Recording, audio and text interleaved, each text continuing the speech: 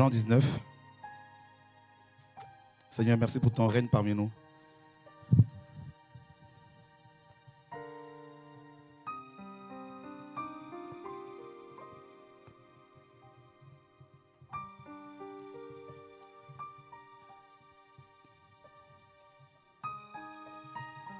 Alors Pilate prit Jésus et le fit battre de verges.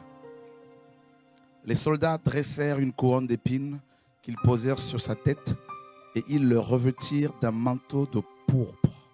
Puis, s'approchant de lui, ils disaient « Salut, roi des Juifs !» et ils lui donnaient des soufflets.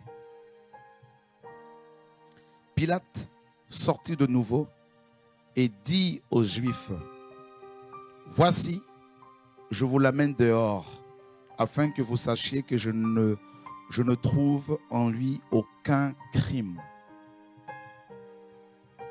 Jésus sortit donc, portant la couronne d'épines et le manteau de pourpre. Alléluia. Il est rentré chez Pilate. Il n'avait pas de couronne d'épines. Il n'avait pas ce manteau de pourpre. Il ressort maintenant couronné avec le manteau royal.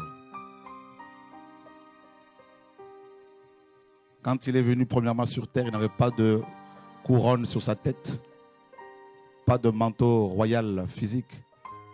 Il est allé là-haut. Pilate ici est comme un peu l'image du Père. Couronné de gloire, nous dit Hébreu. Et il est en train de revenir cette fois-ci couronné de gloire. Avec ce manteau royal, il revient en tant que roi pour régner sur terre. Et ça va être terrible. Ça, ce n'est pas le message de ce soir. Ça, c'est quelque chose que Dieu veut me donner tout de suite. Mais continuons la lecture. Jésus sortit donc portant la couronne d'épines et le manteau de pourpre. Et lisons la suite. 1, 2, 3. Et Pilate leur dit, voici l'homme.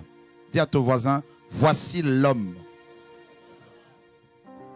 Même Pilate a prêché sur Jésus. Le gouverneur romain, un païen de chez les païens. Un païen, vous savez, à l'époque, j'étais en train de méditer ce passage ce matin, et Dieu me parle là-dessus. J'ai sauté, j'ai sauté comme un veau là où j'étais. Je me disais, Seigneur, mais c'est terrible. Et Dieu me disait, tu vois, un païen, quelqu'un qui ne connaissait pas la loi, la Torah, quelqu'un qui n'avait pas la révélation, après avoir discuté avec Jésus,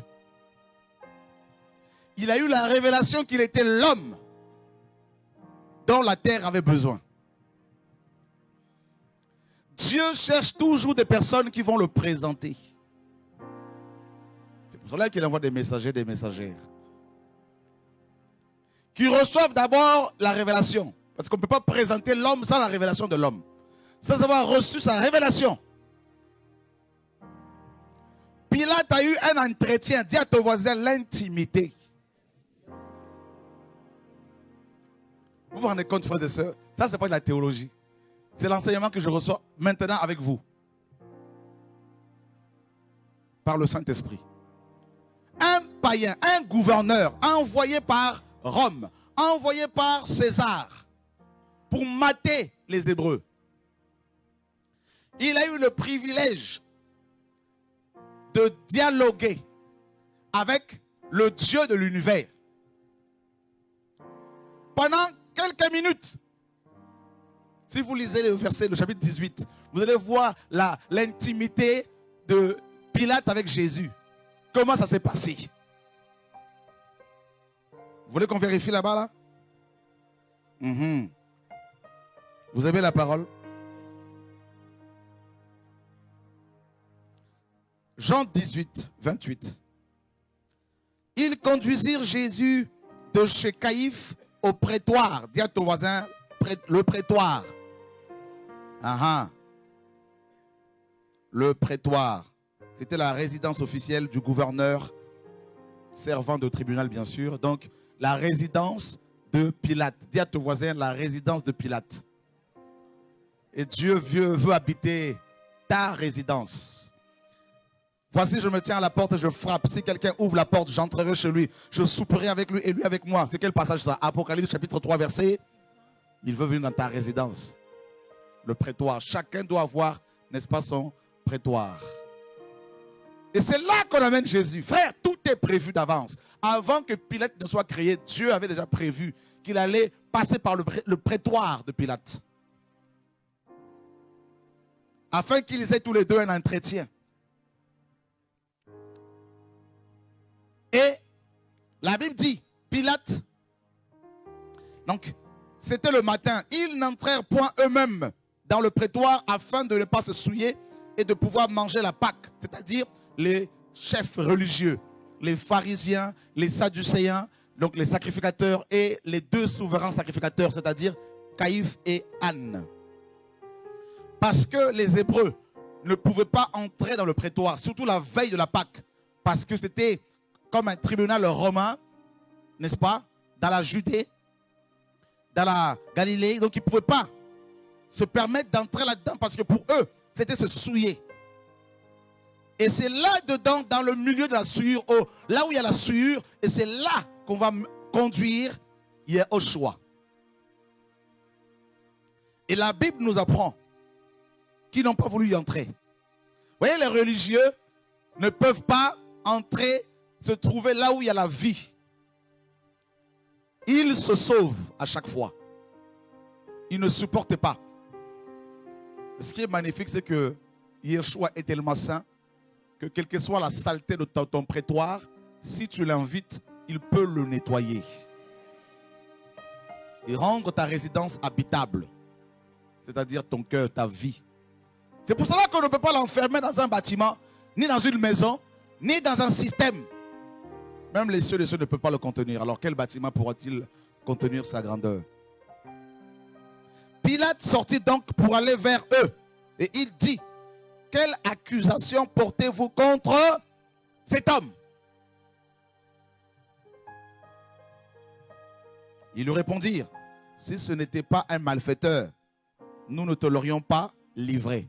Si Jésus a été traité de malfaiteur, de voleur, d'escroc, et nous autres, quand on parle de nous sur le net, faux prophètes et antichrist, surtout les défenseurs de la saine doctrine, beaucoup pleurent. Oh non, mais c'est vrai, j'ai de doutes maintenant parce que j'ai vu des vidéos bizarres, tout ça maintenant. Voilà les chrétiens charnels de cette génération.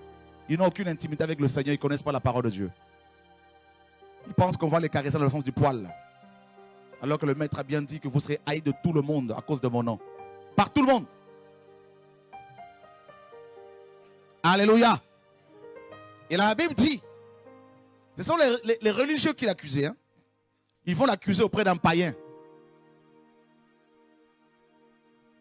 Sur quoi Pilate leur dit, prenez-le vous-même et jugez-le selon votre loi, la Torah. Les Juifs lui dirent, il ne nous est pas permis de mettre quelqu'un à mort. Dis à ton voisin, c'est faux. Non, dis, il n'a pas entendu, dis c'est faux. La loi de Moïse disait que si quelqu'un n'observait pas le Shabbat, qu'est-ce qu'il fallait faire? Le lapider. Donc, il mentait. Et deuxièmement,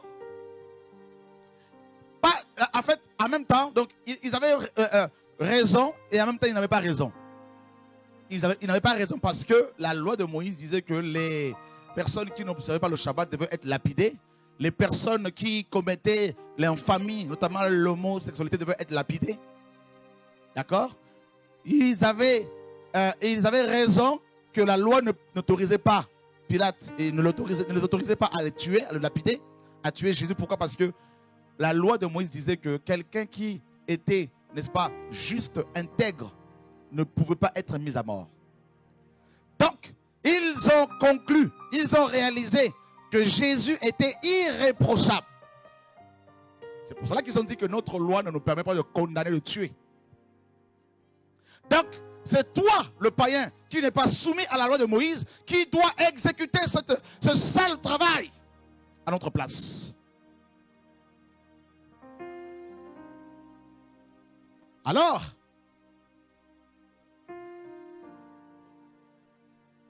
c'était afin que s'accomplisse la parole que Jésus avait dite lorsqu'il indiqua de quelle mort il devait mourir. Pilate rentra dans le prétoire, appela Jésus et lui dit, es-tu le roi des Juifs? Jésus va comparaître dans le tribunal romain. Vous allez comprendre pourquoi. Pilate le convoque, allez, à la barre. Et notre Dieu s'est avancé. Il fallait qu'il soit examiné, bien examiné. Et la Bible dit, Pilate lui pose la question, es-tu le roi des Juifs? Jésus répondit, est-ce de toi-même que tu dis cela ou d'autres te l'ont dit de moi? Pilate répondit, vous voyez, il y a eu un entretien ici, là. Il y a eu un dialogue. L'intimité. Ils étaient tous les deux. Hein. Les autres, les Juifs, étaient dehors. Pilate répondit, moi, qui suis-je? Suis-je juif? Ta nation et les principaux sacrificateurs t'ont livré à moi. Qu'as-tu fait? Parce que dans la loi romaine, on ne pouvait pas accuser quelqu'un sans l'avoir écouté. Ben oui, il fallait mener des investigations, faire des investigations, des enquêtes. Donc Pilate, en tant que bon gouverneur, n'est-ce pas, a commencé à poser des questions à Jésus pour savoir la raison pour laquelle les Hébreux, sa nation, l'avaient livré aux Romains, aux païens, à toi et à moi. Parce que Rome, à l'époque, était la puissance économique, militaire, n'est-ce pas, et la plus connue, la plus puissante, hein, comme les États-Unis actuellement. Et Rome représente la France, les nations autres que Israël. Donc, ce sont les nations, toi et moi, en Pilate, qui avions examiné l'homme de Galilée. Pourquoi? Posez-moi la question, pourquoi? Non, je n'ai pas entendu. Mais parce qu'il devait te sauver. Mais il fallait que tu sois sûr que la personne qui devait te sauver était pure. Alléluia! Oh mes amis, vous allez comprendre ce que Dieu veut nous communiquer. Les Français, les Arabes, les nations autres que Israël avaient besoin de l'homme. Avaient besoin de l'homme. Je ne dirais pas d'un homme, mais de l'homme. Il est au choix. Mais la loi de Moïse était exigeante. Et la justice de Dieu était également très exigeante. Parce que, vous savez, il fallait un homme dont la moralité était éprouvée, dont la vie était exemplaire. Et là, Pilate était en train d'examiner l'homme. Pour toi et pour moi. Alors, vous avez la parole, frères et sœurs. Mon royaume n'est pas de ce monde. Oh, Satan a réussi à semer l'ivraie dans les cœurs de beaucoup de dirigeants évangéliques, leur faisant croire qu'ils peuvent bâtir un petit coin de paradis sur terre. Avec l'enseignement, la théorie, la doctrine de la prospérité que nous décrions, que nous dénonçons avec beaucoup de force. Mon royaume n'est pas de ce monde. Répond Jésus. Si mon royaume était de ce monde, mes serviteurs auraient combattu pour moi, afin que je ne sois pas livré aux Juifs. Mais maintenant, mon royaume n'est pas de ce monde. D'ici-bas. Pilate lui dit, tu es donc roi. Quel entretien. Alléluia. Frère. Oh non, c'est grave. Attends. Vous savez, vous ne vous rendez pas compte. Hein? À cette époque, César ne voulait pas d'autre roi que lui. Dire qu'il y avait un autre roi pouvait conduire les gens à la lapidation, à la mort. D'ailleurs, c'était le cas pour la plupart des saints qui nous ont précédés. Donc maintenant, Pilate voulait creuser. Donc en gros, il voulait nous faire comprendre, donc tu es le concurrent de César, mon maître. Voilà pourquoi Yeshua dira, t'inquiète pas, en gros, mon royaume n'est pas de ce monde. Donc il ne peut pas y avoir de la concurrence. Vous êtes d'en bas, moi je suis d'en haut. On ne côtoie pas les mêmes personnes. On ne mange pas à la même table. Jesus, c'est l'homme le plus excellent, l'homme le plus glorieux, le Dieu le plus beau. Frère, rien que sa démarche, c'est la beauté personnifiée. C'est l'excellence excellente.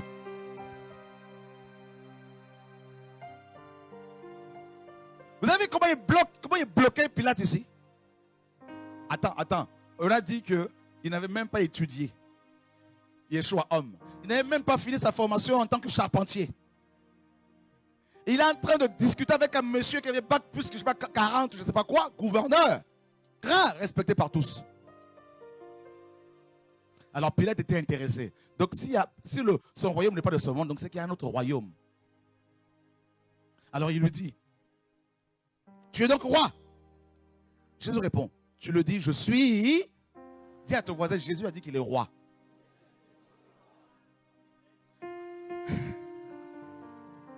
Wow! Est-ce que vous vous rendez compte qu'il a affirmé qu'il est roi?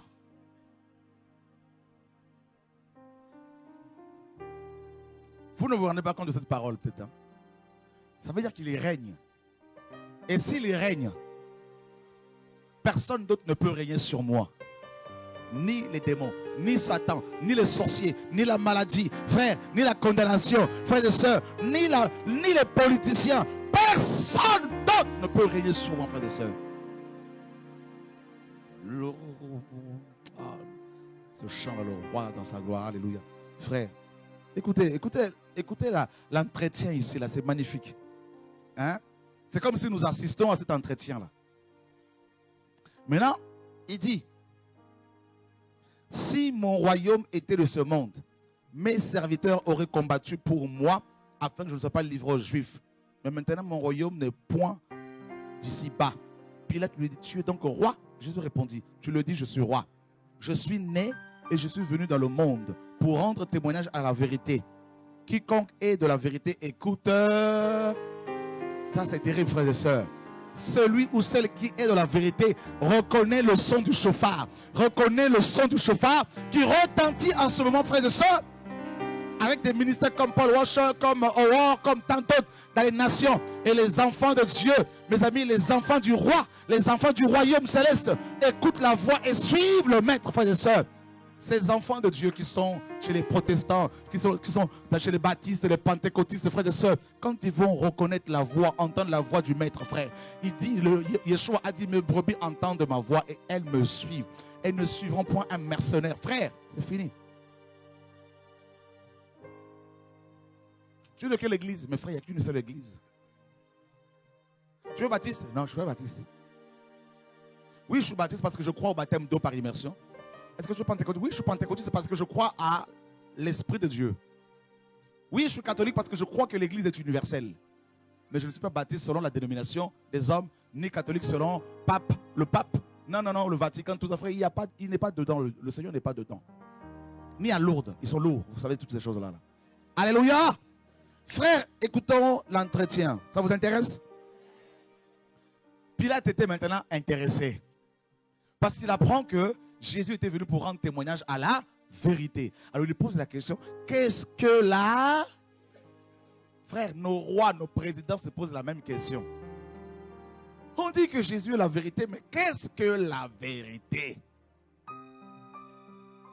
Ça, ce n'est pas une bonne question qu'il a posée ici. Il aurait dû dire, qui est la vérité? Il n'a pas encore la révélation. L'entretien continue. Après avoir dit cela, après avoir examiné l'homme, il sortit de nouveau pour aller vers les Juifs. Et il leur dit quoi? Lisons-le à haute voix. 1, 2, 3. Je ne trouve. Donc maintenant, il peut nous sauver. Alléluia, mon Dieu. Jesus. Alléluia. Vous comprenez? Donc, il dit, je ne trouve ni l'adultère, ni la convoitise, ni le mensonge, ni l'orgueil, ni la cupidité, ni ni l'addiction à la cigarette, à la drogue. Je ne trouve rien. Ah! Frère. Pilate a confirmé la parole de Jésus qui dit dans Jean, le prince de ce monde vient et il n'a rien à moi. Et Pilate est allé vérifier à l'intérieur. Il dit non, c'est de l'abondance du cœur que la bouche parle. Je l'ai écouté, je l'ai entendu, j'ai connu son intérieur. Il n'y a rien de souillé. Aïe. Jesus, ma star préférée. Si on gratte chez Shiva, on va trouver autre chose. On va trouver un mensonge. Si on gratte chez un prophète, frère, on va trouver des choses, frère. On va trouver la polygamie. Mais quand on a gratté sur Jésus, frère, Jesus Christ, Jesus Christ, Jesus sakalaita nama makalaba shakalaita makasaka. Il est là. Il est ici, frères et sœurs. Jesus sakalaita. Il vient d'arriver ici. Il vient de rentrer véritablement, frère. Il marche en ce lieu, frères et sœurs. Jesus sakala. Jésus, je t'aime. Je t'aime tant. Tu es mon roi. Mon roi. Ce chant nouveau est pour toi, Seigneur de gloire.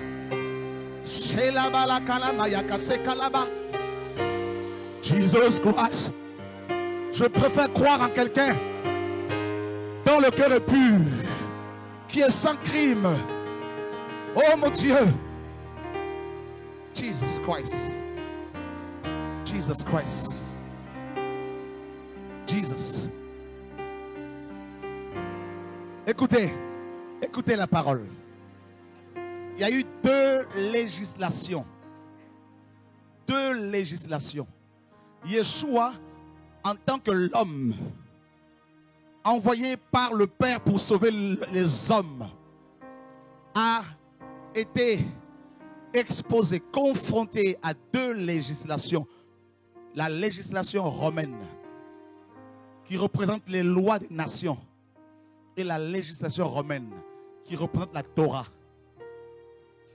La Torah, les Juifs. Frère, non, juive, la législation juive. La Torah. Frère, d'abord, Pilate l'a examiné. Il se servit de la loi romaine. Il a comparé la loi Yeshua à la loi romaine. Qui dit, comme la loi, comme la constitution française. Il se trouve que Yeshua était au-dessus de cela. Pilate s'est rendu compte que Jésus était au-dessus de la législation romaine. Il a gratté, il a cherché une condamnation quelque part pour pouvoir le tuer. Mes amis, selon le monde, il cherche. Mais non, dans le meurtre, il n'y est pas. Dans, mes amis, le dépassement de la vitesse, mes amis, il n'y est pas. Oh mon Dieu. Dans la construction des bâtiments sans permis de construire, il n'y est pas. Nulle part. Après l'entretien, Pilate sort. Il dit, écoutez les Hébreux, moi qui suis romain, païen, j'ai comparé cet homme à ma loi. Et je trouve qu'il n'y a aucun crime. Il ne peut pas faire de la prison. Donc de ce fait, toutes les personnes qui croient en lui éviteront la prison, mes amis. Jesus!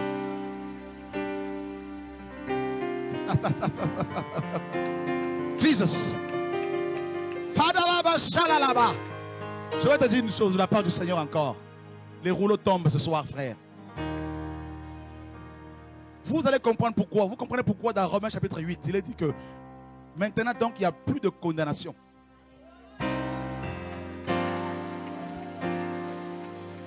Pour ceux qui sont en Sora, en Benoît XVI, en Yann, en Gilbert, en Moïse, en je ne sais pas quel prophète, en qui? En qui? Jesus Christ, Jesus Christ, Jesus Sakalabaya Mama Mama. Oh! Nous allons boxer le péché. Nous allons boxer les démons, frère. On va boxer la religion, frère. Jesus Christ. Jesus. Nous ne sommes pas des religieux. Nous sommes, frères et sœurs, des guerriers, des guerrières. Une race de délivrés, frères et sœurs. Jesus. Jesus Christ. Mandalaba shalalalalabalaba kalabache kalamandolo kolo sokolo bala. Oh, il y a la nuée ce soir. Oh, makaraba shakalaya mandabala kache kalababa. Oh, holy. You are holy. Jesus. Quand Satan viendra t'attaquer, rappelle-lui cette parole. Satan, celui en qui j'ai cru, je suis en Christ. Vous savez, je vais vous dire une chose. Vous savez pourquoi la Bible dit que si quelqu'un est en Christ? Parce qu'en Christ, à l'intérieur, il n'y a aucun crime. Donc, frère, à l'extérieur, il n'y a aucun crime, aucun défaut. Donc, si tu es dedans, tu as la sécurité, tu as la protection. Quand la convoitise vient, elle attaque le corps de Christ, frères et sœurs. Mais tu es complètement protégé, frères et sœurs. Oh my God, oh, j'aime la parole. Quand l'Esprit enseigne, j'aime la parole. Frères et sœurs, Jesus, Jesus, Jesus, Jesus. Je n'ai rien trouvé. Moi, l'accusateur, je n'ai rien trouvé. Jesus. Satan était confondu. Mais est-ce qu'il n'était pas parti avec Marie de Magdala? On a vérifié. Marie de Magdala dit non, moi j'avais 7 démons. S'il était dans le péché, mes 7 démons ne seraient pas sortis. Donc, laissez-le. Il est particulièrement, spécialement particulier. Il est trop fort. Alléluia. Jesus. Bon. Pilate dit, ils veulent absolument qu'il meure. Bon, on va le faire battre un peu de quelqu'un. On va lui donner quelques coups. Tiens, tiens, innocent, hein? Tiens, le châtiment qui nous donne la paix.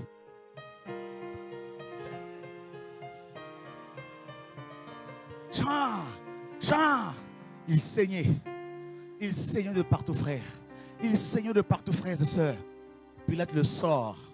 Le sort. Et il dit, pour la deuxième fois, je ne trouve aucun.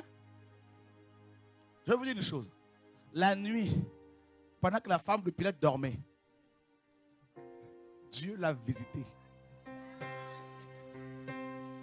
Elle se réveille le matin et dit à son mari, chérie, oui, mon amour, qu'il n'y ait rien entre toi et ce juste. Bah oui, qu'il n'y ait rien entre toi et ce, car la nuit je souffert. Oh, la nuit je souffert à cause de lui. Même la femme de Pilate, pourtant qui n'avait pas parlé avec Jésus, elle était loin dans sa cuisine là-bas, frère. Pendant qu'elle dormait, et il est dit que Dieu parle cependant tantôt d'une manière, tantôt d'une autre. Il parle par des songes, par des visions nocturnes. Lorsque nous sommes profondément endormis, pendant que la femme de Pilate dormait, Dieu lui a dit, cet homme est juste. Et la Bible dit, Pilate demande de l'eau. Il dit, moi, je ne veux pas de problème avec cet homme. Il se lave les mains. Il a compris que seule l'eau peut nous sanctifier. Je répandrai sur vous une eau pure et vous serez purifiés. Il se lave les mains et dit, oulololololo. Et il sort et il dit aux Hébreux qui attendaient la réponse, voici. Posez-moi la question, pourquoi cela?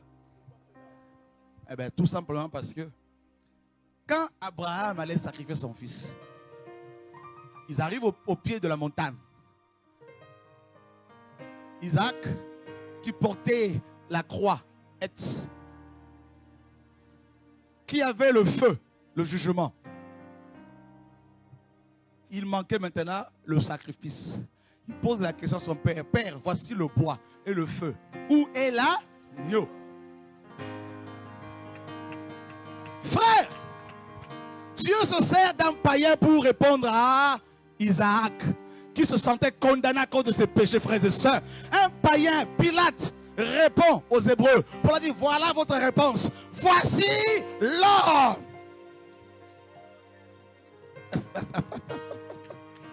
Alléluia. Mes amis, ils ont pris l'homme. Mais bien avant cela, un jour, Jean-Baptiste, cette fois-ci, il était lévite. Hein? Jean-Baptiste, prophète lévite. Il reçoit la révélation sur l'agneau. Il était avec ses disciples dans Jean 1, 29. Il voit Jésus passer devant eux. Il avait une démarche terrible, j'imagine, royale.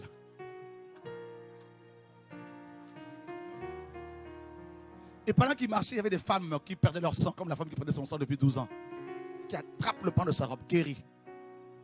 Il y avait de la bousculade partout. Les lépreux étaient purifiés. Quand Jésus marche, passe quelque part, il y a son sillage là. Dans son sillage, les boiteux se lèvent. Parce qu'ils ne peuvent pas le suivre étant boiteux. Les aveugles le voient parce qu'ils ne peuvent pas le suivre étant aveugles. Jesus Christ. Et Jean regarde Yeshua avec les choses qui s'opèrent autour de lui. Il dit à ses disciples, vous m'avez trop suivi. J'attendais ce moment. Voici.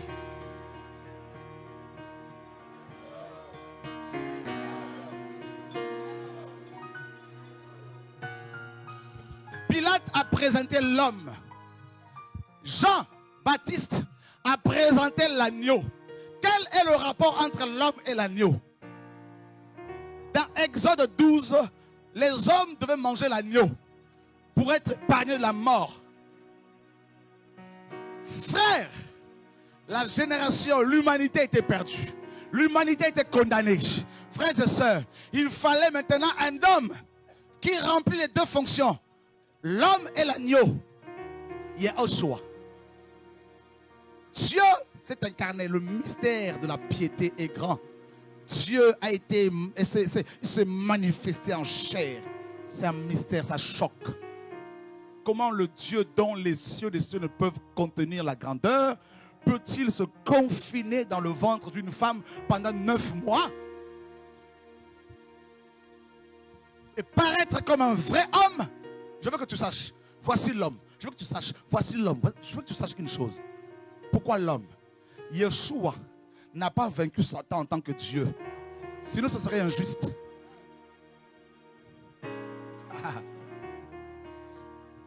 Posez-moi la question, pourquoi?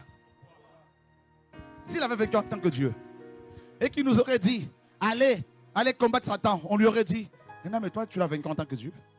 Nous ne sommes pas de Dieu. Et même Satan aurait dit, non, c'est pas juste. Parce qu'on ne peut pas se comparer à toi, se mesurer à toi. Satan a vaincu le premier homme, Adam, notre père. Il a manipulé, il a écrasé, et sa descendance. Dieu se dit, si j'arrive à, si je détruis cet homme, si je vainc cet homme comme Dieu, ce ne sera pas juste. Les hommes ne pourront pas être véritablement délivrés. Dieu se dit, je vais aller dans le terrain de Satan, sur son terrain. Je veux prendre l'apparence humaine. Je veux me dépouiller de ma gloire, de mes attributs divins. Paul nous dit dans Philippiens 2, il n'a pas regardé son égalité avec Dieu. Il s'est dépouillé lui-même, prenant la forme d'un esclave, paraîtra comme un vrai homme. Hébreux 2,14 nous dit, parce que les enfants participent à la chair et au sang, la naissance physique, il y a lui-même participé, afin de rendre impuissant celui qui avait la puissance de la mort. Frère, depuis la croix, Satan est devenu impuissant pour les chrétiens, frères et sœurs. Alléluia! Le péché est devenu impuissant. Ça ricoche sur nous, les attaques. Jesus Christ. Non, il est trop fort, frère. Vous ne vous rendez pas compte. L'homme. Voilà pourquoi quand il est descendu, avant qu'il ne rentre dans le ventre de Marie, il y a eu d'abord l'ange Gabriel qui est venu. Je vous salue, Marie. Pas comme chez les catholiques, là. Une salutation particulière. C'est-à-dire, avant que Dieu ne s'incarne, il y a eu la salutation. Il est respectueux. Il est galant. Il ne vient pas chez toi sans te saluer d'abord. Marie était troublée. T'inquiète pas, la grâce est sur toi. Tu vas tomber enceinte. Mais je suis... T'inquiète pas. Tu vas être enceinte et tu vas conserver ta virginité. Ça, c'est un mystère. Dans Ésaïe, il est dit que voici la Vierge deviendra enceinte. Les sages juifs étaient choqués. Parce qu'en hébreu, ce passage est trop fort. En hébreu, ce passage veut dire la Vierge deviendra enceinte tout en conservant sa virginité. Ils ont voulu corriger cela, modifier. Parce que c'est impossible que qu'une femme tombe enceinte tout en étant vierge. Et ils se sont dit non, vaut mieux laisser ça comme ça. Parce que la faiblesse de Dieu peut paraître comme une force. C'est là la révélation. Ils ont laissé ça comme tel. Et Marie dit, mais je suis fiancée avec Joseph. Bon, on n'a pas encore, parce que Moïse interdit cela. L'ange ne t'inquiète pas, le Saint-Esprit va gérer. Et quand Joseph a su qu'il n'était pas le premier, il a voulu rompre. L'ange lui dit, non, t'inquiète pas, t'es pas... Dieu est bon. Prends ta femme. Car l'enfant qu'elle a conçu vient de... Les chiens donnent des chats. Les chats donnent des chats. Dieu donne Dieu.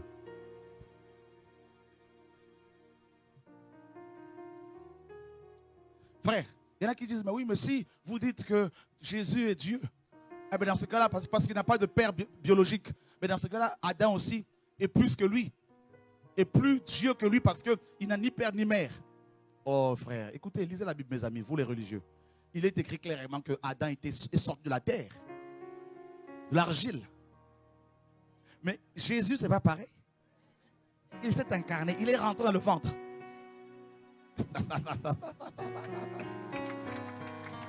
Alléluia!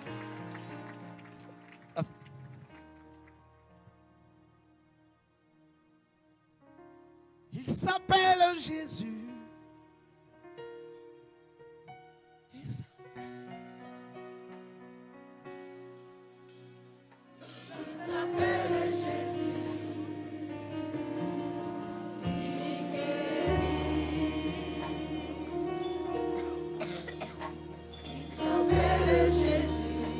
Notre Dieu, il s'appelle Jésus. Notre roi, Il s'appelle Jésus. oh. Il guérit. Voici l'homme. Les hommes avaient besoin d'un homme. Oh oui. Mais il y a homme et homme. Parce que tous les hommes naissaient par le concours de l'homme et de la femme. Donc de ce fait, leur sang était contaminé, ça vous le savez. Mais il fallait un autre homme dont le sang était divin. C'est là la différence entre nous et les autres religions. Nous l'Église. C'est que notre Sauveur, mes amis, nous a vaincu Satan, a vaincu le péché, non en tant que Dieu, mais en tant qu'homme, redonnant ainsi l'espoir aux humains. Il a vaincu Satan en tant qu'homme grâce à la puissance du Saint-Esprit. C'est pour cela qu'il disait aux apôtres, ne quittez pas Jérusalem jusqu'à ce que vous soyez revêtus de la puissance du Saint-Esprit. C'est pour cela dans Acte 10, 38, il est dit que Dieu était avec Jésus. Il a oint de la puissance du Saint-Esprit allant de lieu en lieu et guérissant les malades, délivrant les personnes qui étaient sous l'emprise de l'enfer, du péché, de la mort. Voici l'homme. Jean voit l'agneau passer.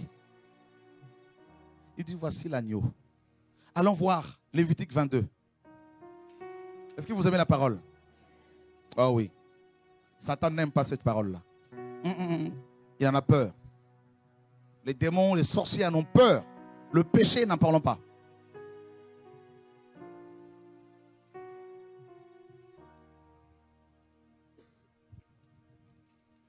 L'Éternel parla à Moïse et dit, verset 17, parle à Aaron et à ses fils et à tous les enfants d'Israël et tu leur diras, tout homme de la maison d'Israël ou des étrangers en Israël qui offrira un holocauste à l'Éternel, soit pour l'accomplissement d'un vœu, soit comme une offrande volontaire, prendra un mâle, comment?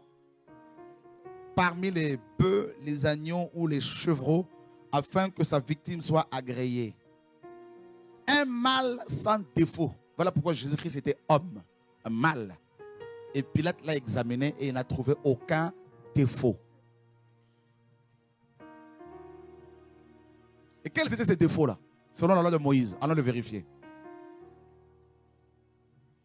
Vous n'en offrirez aucune qui ait un défaut, car elle ne serait pas agréée.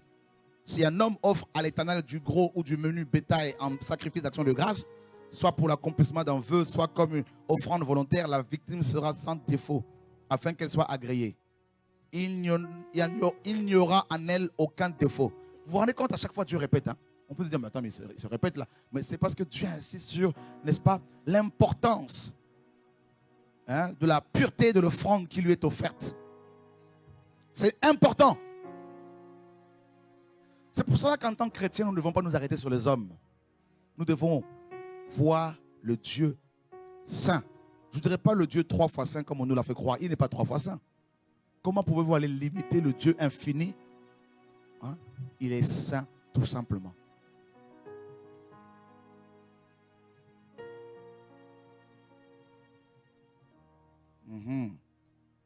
Il est trop saint. Il est plus que la sainteté. Et regardez, regardez frères et sœurs. Verset 22. Vous n'en offrirez point qui soit aveugle. Vous vous rendez compte, frère? Vous comprendrez pourquoi dans Jean 9, cet homme qui était né aveugle. Et quelle a été la réaction des disciples? Seigneur, qui a péché? Ah, cet homme ou ses parents, pour qu'il soit né aveugle. Jésus est le seul Dieu qui enlève la condamnation. Ben oui, cet homme était né aveugle. Est-ce qu'il a désiré cela? Est-ce qu'il a péché dans le ventre de sa mère? Non. Il est né aveugle. Et parce qu'il était né aveugle, il ne pouvait pas entrer dans le temple pour sacrifier. Vous vous rendez compte, frère, la condamnation? Donc, ici, l'aveuglement, il faut le voir aussi dans le sens spirituel. C'est-à-dire les nations païennes qui n'avaient pas reçu la Torah. Les Juifs avaient reçu la Torah, donc ils étaient illuminés, éclairés. C'est pour cela dans Psaume 119, 30, il est dit, 130, 160, les révélations de tes paroles éclairent. Et elles donnent de l'intelligence aux simples. Donc les Hébreux avaient été éclairés, ils n'étaient pas aveugles. Ils connaissaient la loi. Paul dit que la loi, par la loi, il y a eu la connaissance du péché. Mais nous, toi et moi, là, nous étions des aveugles. Donc, on ne peut pas accéder à la présence de Dieu, à la vie éternelle. Prétendre être sauvé un jour. Condamné parce qu'on est né noir. Condamné parce qu'on est né arabe. Condamné parce qu'on est né français de souche. Vous devez réaliser la portée de l'œuvre de la croix. Ah oui. Privé de cité en Israël. À cause de ce défaut d'aveuglement. On continue. Estropié. C'est nous autres aussi là, frères et sœurs. Les boiteux. Vous vous rendez compte, la loi était une loi terrible, frère. Et, ou mutilé. Tu pars en guerre, on te, voilà, un obus tombe sur toi, on t'impute de 2 membres, tu ne peux plus accéder au lieu saint, à la présence de Dieu. Tu as une maladie, le diabète, et on t'ampute de membres, même si tu perdais un bout de doigt, un bout seulement. Interdit. On te coupe l'oreille là, fini. Exclu de la présence de Dieu. Condamné à aller en enfer. Ça, c'est la loi de Moïse. Et Jésus, justement, était venu pour qui? Il dit, je ne suis pas venu pour les bons portants, mais pour les malades, les estropiés, les aveugles. Vous vous rendez compte, frères et sœurs? Donc nous autres, là, on n'a pas à se glorifier de quoi que ce soit là. Oh non, moi je suis le grand prédicateur, j'ai plus d'onction que tel. Mais frère, tu n'as rien compris encore là. Alléluia. Ça vous intéresse tout ça là? Qui est, ou un animal qui est des ulcères, comme Job, la gale ou une dartre, vous n'en ferez point sur l'autel un sacrifice consumé par le feu devant l'Éternel. Tu pourras sacrifier comme offrande volontaire un bœuf ou un agneau ayant un membre trop long. Tu pourras sacrifier. Donc un bœuf qui a un membre trop long ou trop court, mais il ne sera point agréé par l'accomplissement, pour l'accomplissement d'un vœu. Vous n'offrirez point à l'Éternel un animal dont les testicules ont été froissés, écrasés. C'est-à-dire qu'il est stérile. Si tu es stérile, c'est fini, tu es cuit. Ah oui. Et arraché ou coupé, vous ne l'offrirez point en sacrifice dans votre pays. Vous n'accepterez de l'étranger aucune de ses victimes pour l'offrir comme aliment de votre Dieu. Dis à ton voisin, Dieu mange. Non, il n'a pas entendu. Dieu mange. Et il mange quoi? La chikwang? Non. Le manioc? Non. Les huîtres? Non. Du foie gras? Non. Dis à ton voisin, il mange l'adoration. Et l'adoration, c'est ton corps qui est sacrifié. Alléluia! Offrez vos corps comme un. On n'a pas dit donner la dîme. Non! Paul n'a pas dit ça. Ça, c'était Moïse. Vous mettez la condamnation sur les gens. Si vous ne payez pas, vous allez voir la colère de Dieu, vous ne serez pas bénis. Dieu va protéger vos banques, vos ressources. Si vous payez cet impôt chaque mois. Frère, quelle condamnation, frères et sœurs. La crise, vous pensez que la crise a épargné ces chrétiens-là? Allez aux États-Unis, vous allez voir le nombre de chrétiens qui payent leur dîme, qui ont perdu leur maison. Pour vous, je menacerai celui qui dévore. Ça, c'était sous Moïse, frère, à cause de la dîme. Madoff est venu, il a viré, il a pris plus de 60 milliards de dollars. L'argent des chrétiens est parti. Les évangéliques orthodoxes, bien comme il faut, ultra orthodoxes. Frères et sœurs, il faut que la religion, il faut sauver la religion, là, frère. C'est nos cœurs que Dieu veut. Et si nos cœurs lui sont offerts, le reste suivra naturellement. C'est la totalité de nos vies. C'est tout ce que nous avons, tout ce que nous sommes que Dieu veut. L'Éternel dit à Moïse, un veau, un agneau ou un chevreau, quand il naîtra, restera 7 jours avec sa mère. Dès le 8e jour et les jours suivants, il sera agréé pour être offert à l'Éternel en sacrifice consumé par le feu. Ici, c'est le jugement. L'autel, c'est la croix. Vous voyez, c'est Christ. Hein? L'autel, c'est la croix, l'image de la croix. Le feu, c'est le jugement. Le fouet, les clous. C'est terrible. Et vous avez vu les exigences de la loi? Personne ne pouvait y répondre. Quand Abraham est venu, on l'a examiné un peu là. Dieu a dit à Abraham, il y a eu un mensonge un jour. Tu as dit que Sarah était ta sœur. Oui, ta demi-sœur, mais quand même il y a eu le mensonge. Le père de la foi quand même. Oui, frère. Le père de la foi avait quand même un jour menti. Donc c'est pour vous montrer que si lui qui avait menti, parce qu'il s'était repenti, Dieu a fait de lui le père de la foi, ceux qui mentent là et qui se sentent condamnés et qui veulent changer définitivement, Dieu peut les sauver. Les gens qui mentent là, qui veulent changer, qui veulent arrêter le mensonge, levez les mains. Merci Seigneur pour votre sincérité. Alors, il est dit, la victime sera mangée le jour même. Vous n'en laisserez rien jusqu'au matin, je suis l'Éternel. Vous vous rendez compte, frères et sœurs? La loi de Moïse. Donc, les Juifs maintenant dans Matthieu 27, quand ils ont examiné Jésus, allons voir. Pilate l'a examiné, il a vu qu'il n'y avait rien. Matthieu 27.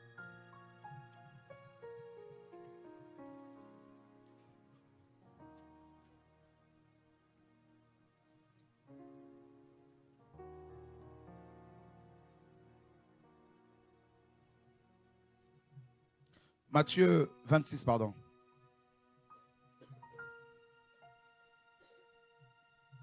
Verset 57. Ceux qui avaient saisi Jésus l'amenèrent chez le souverain sacrificateur Caïphe où les scribes et les anciens étaient assemblés. Ça, c'était le Sanhédrin. Vous avez vu, Jésus a comparu au Sanhédrin, premièrement, et ensuite dans le prétoire, le tribunal des Romains. Le Sanhédrin était la haute cour juive, comme un tribunal. Un tribunal aussi bien religieux que civil. Les religieux ont examiné Jésus. Les païens également, Pilate, n'est-ce pas, par Pilate, l'ont examiné. C'est terrible, hein? À quel point la loi de Dieu est exigeante. Il fallait à tout prix que les deux législations approuvent le sacrifice qui devait être offert au Seigneur. La Bible dit,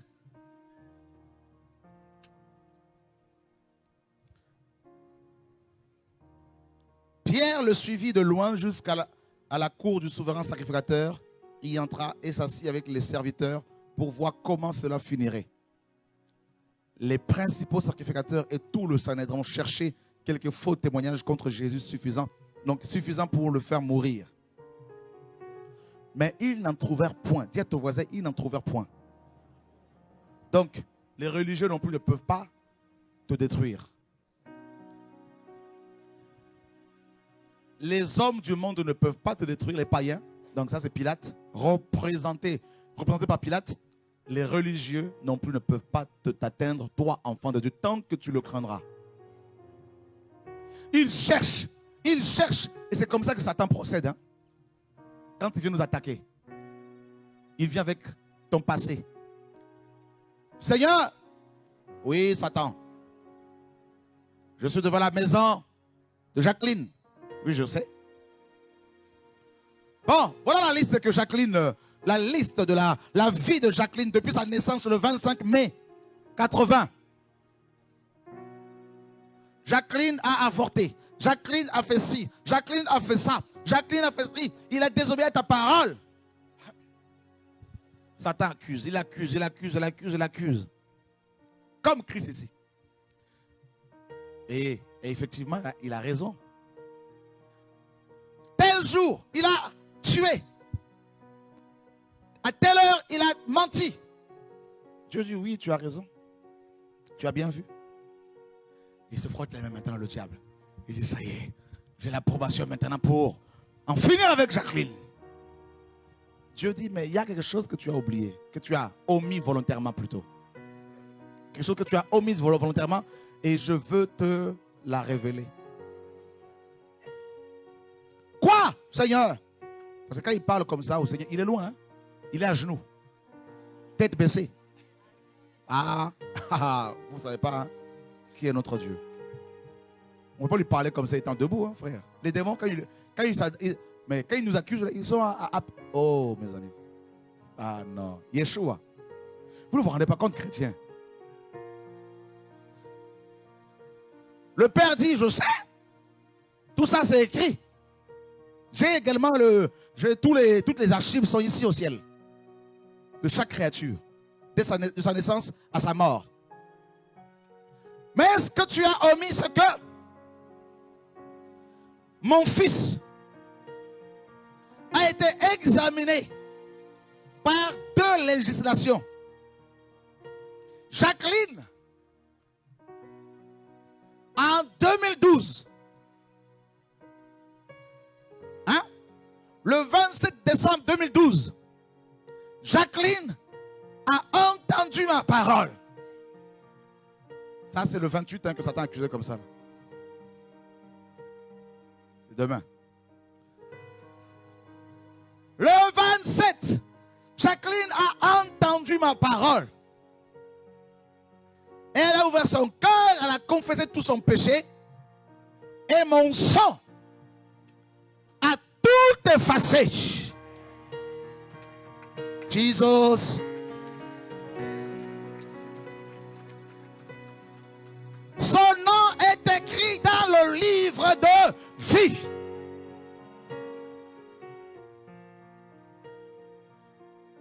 Et il est écrit dans ma parole. Parce que je suis le Dieu de la parole. Et la parole même. Que désormais, il n'y a plus de condamnation. Qui accusera les élus de Dieu? car j'ai l'assurance, ni la mort, ni la maladie. Et d'ailleurs, il est écrit aussi, hein, donc il ne peut nous condamner, ne peut nous éloigner de l'amour de Dieu. Et il est aussi écrit dans 1 Jean 2. Petits enfants, je vous écris, afin que vous sachiez que si quelqu'un a péché, nous avons un avocat. Pas de ceux-là qui pêchent volontairement, qui disent non, on va se faire pardonner. Non, non, non. Et Satan, qu'est-ce qu'il fait? À 4 pattes. Hein? Il se sauve. Mon Dieu. Non, il est trop fort. Les pharisiens, ils sont venus au Sanhédrin. Tout le monde siégeait. Ils ont mis leur manteau, leur soutane, tout ça là.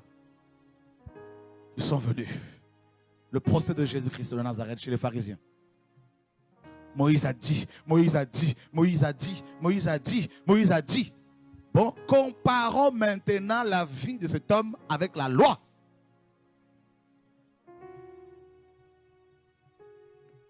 Bon, tu n'as pas étudié les Écritures, oui ou non? Oui, je n'ai pas étudié. Alors, pourquoi est-ce que tu pourrais prêcher, enseigner? Montrez-moi, donnez-moi un verset chez Moïse, dans la loi de Moïse, qui interdit aux gens de prêcher sans avoir reçu une formation théologique.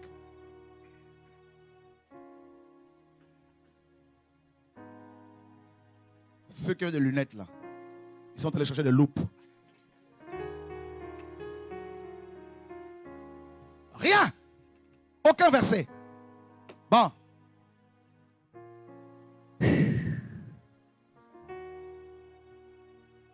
Ils cherchent encore.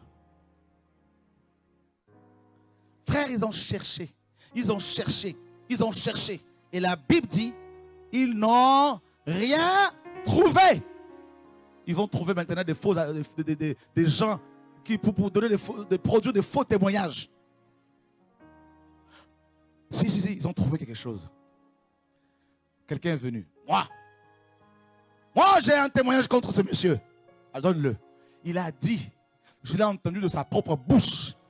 Il a dit, détruisez ce temple.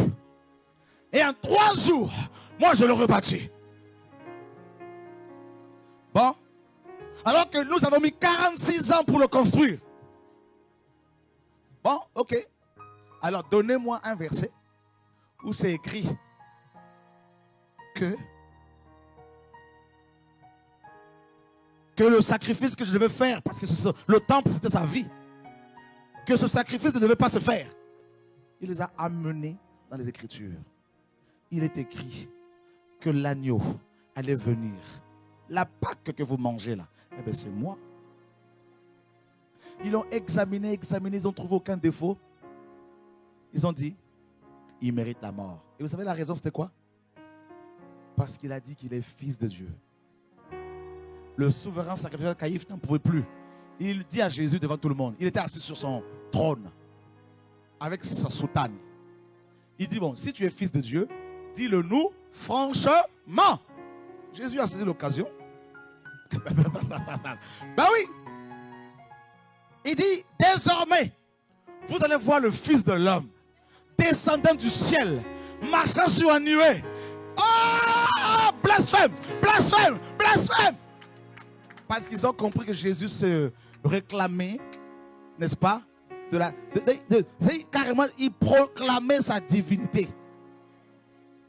Daniel, chapitre 7. Daniel a vu cet homme, le Fils de l'homme, venir vers l'ancien de jour. Oh, ils ont compris également que la nuée, seul Dieu est entouré de la nuée. Ils ont dit blasphème. Vous savez l'erreur que le souverain sacrificateur a commise? Posez-vous la question laquelle? Il a déchiré ce vêtement. La loi de Moïse disait que tout souverain sacrificateur sur la tête duquel reposait l'onction et en fonction ne devait en aucun cas déchirer ses vêtements.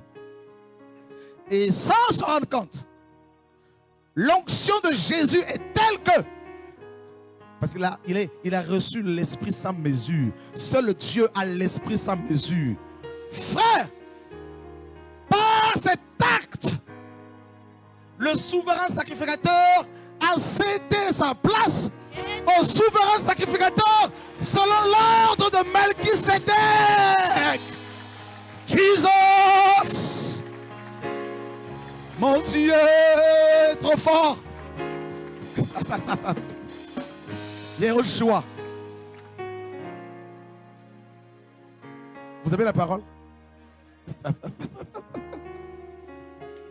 Il a brisé son onction, mais c'était plus fort que lui. Parce que Jésus est tellement fort. Quand il se tient devant tes ennemis, ils vont se déchirer le vêtement eux-mêmes. Vous avez vu Adam, quand il est tombé, il avait perdu le manteau de gloire. Maintenant, il s'est confectionné, frère, des vêtements en fait de figuier. Le soir, Dieu va paraître dans le jardin d'Éden. Dieu pose la question, Adam, où es-tu? Adam répond quoi? J'ai bel et bien entendu ta voix. J'ai eu peur et je me suis caché parce que je suis nu. Vous savez pourquoi? La parole de Dieu était telle que les vêtements confectionnés par Adam ne pouvaient pas contenir, ne pouvaient pas résister à la Shekinah, frères et sœurs. Seul Christ, notre vêtement, oh mes amis, contient la gloire.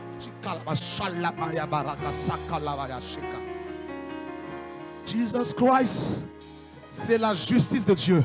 Dieu te couvre de sa justice. Tu peux maintenant apparaître dans sa présence. Tu peux maintenant dire Abba Père. Tu peux maintenant l'adorer en esprit en vérité. Tu peux maintenant chasser les démons, guérir les malades, frères et sœurs. Oh yakalaba shalalaba yabakasheka. Il est là encore. Il y a des vagues d'onction. La révolution arrive dans ta vie. La révolution arrive, ma soeur. La révolution arrive, mon frère. La révolution arrive chez toi. Tu ne verras plus la vie chrétienne comme avant. Tu vas changer ta vision. Tu vas changer ton message. Il est là. Jesus Christ. La puissance de la résurrection va se manifester dans ta vie. Quand tu vas commencer à prêcher, quand tu vas commencer à chanter, quand tu vas commencer à évangéliser dans les trains, l'onction de sainteté tombera sur les gens. Et ils seront convaincus du péché. Il y a des homosexuels qui vont commencer à confesser l'homosexualité. Il y a des démons qui vont commencer à sortir des corps. Rien que par ta présence. Parce que tu seras revêtu de la justice de Dieu. Jesus Christ. Oh, il y a des prophètes ici, frères, en formation. Il y a des prophétesses en formation. Il y a des évangélistes en formation, frères et sœurs. C'est la convocation solennelle. Dieu convoque les nations afin de le oindre pour l'évangélisation de la France, afin de le préparer, frères et sœurs, pour la mission. Jesus Christ.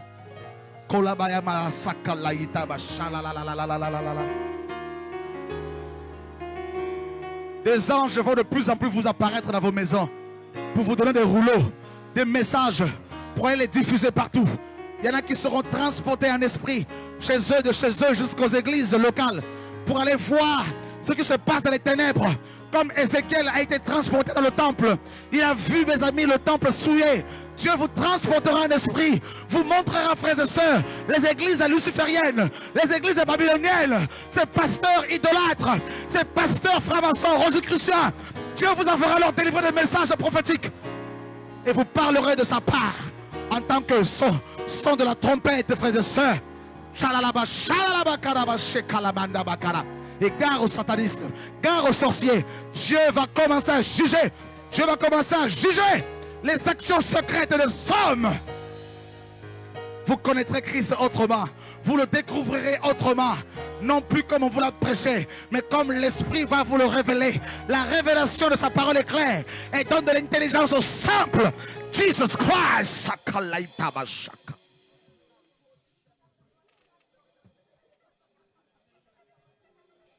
Tu as connu Jésus religieux, le Jésus de la religion. Tu vas connaître le Jésus de la révélation. Le Jésus dont il est question dans l'Apocalypse. C'est le Jésus Dieu.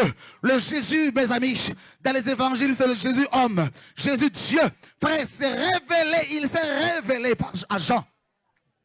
Paul l'a vu sur le chemin de Damas. C'est le Dieu tout-puissant Celui qui était mort et ressuscité, frères et sœurs, l'agneau de Dieu.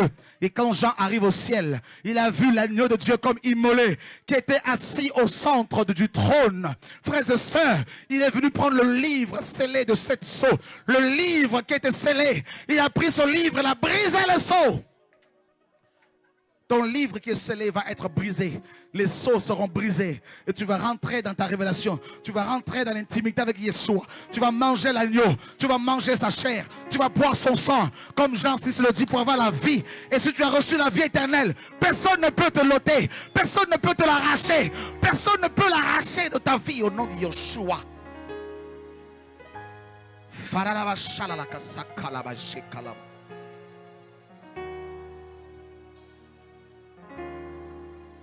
Il y aura des John Wesley ici.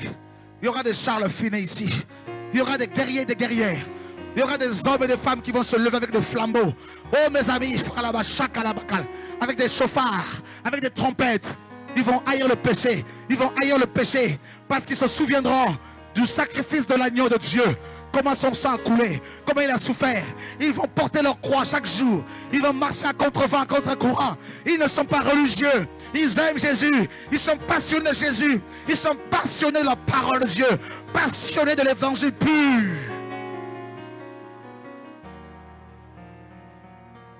Jesus Christ. Tu comprends pourquoi tu souffres, toi qui crains Dieu?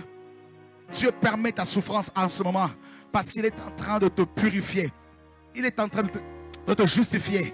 Il est en train de te préparer à quelque chose de nouveau, à quelque chose de fort. Il est en train de te façonner comme un potier. Il est en train de changer ta manière de prier, de méditer la parole de Dieu. Tu as désiré sa présence, tu as désiré sa gloire, tu as désiré son feu. Voici le feu, voici le feu. Laissez-le courir. Le feu de Dieu. Jesus. Il y a le feu ce soir. Le feu du réveil. Le feu de la sainteté. Jesus Christ.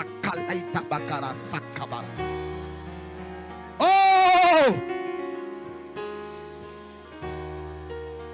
Une fois que l'agneau était agréé, il est allé sur l'autel. Il est allé sur la croix. Et le voile du temple déchiré de haut en bas.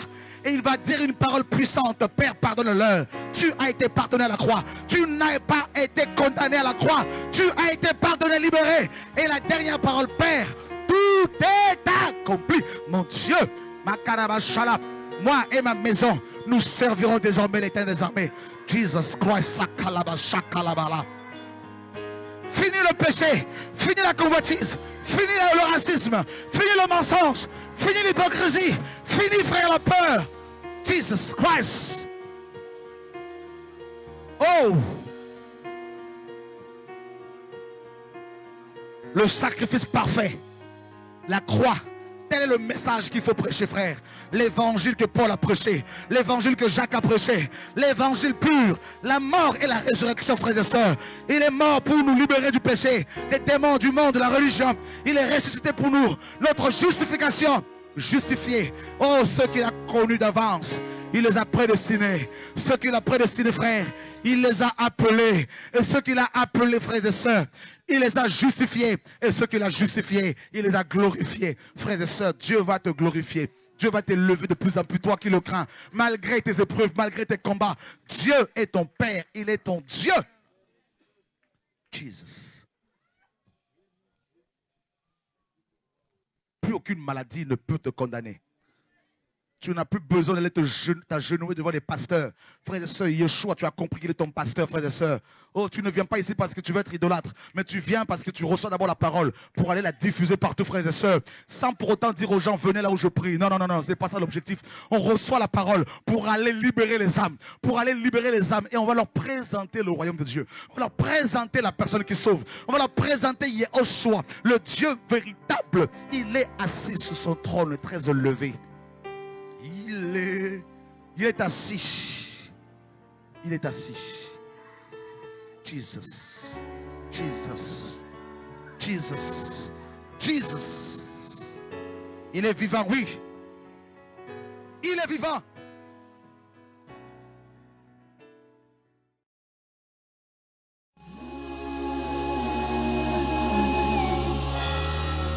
de Galilée. La Bible me dit qu'à cause de ton amour pour moi, tu es descendu sur la terre. Tu t'es fait chair pour donner ta vie. Tu as tant aimé le monde que tu as décidé de descendre en personne afin de sauver l'homme que tu as créé à ton image. Oh Jésus. Seigneur, quand je réalise, Seigneur, Dieu si merveilleux, il m'a tant aimé qu'il s'est humilié. Il est descendu sur cette terre emplie d'impureté.